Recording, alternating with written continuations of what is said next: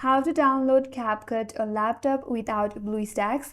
Hi everyone, this is Kate and welcome back to another video. And in this video we will learn how we can download Capcut on laptop without using Bluestacks. So without further delay, let's get started.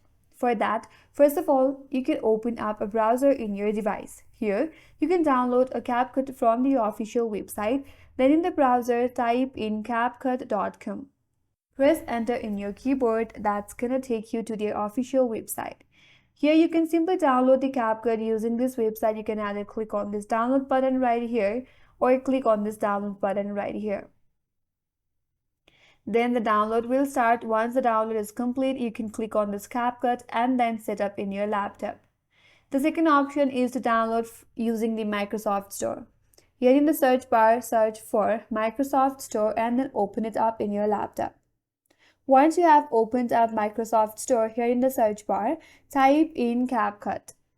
And as you can see, there is an application available on Microsoft Store. So from here also, you can download the Capcut in your laptop.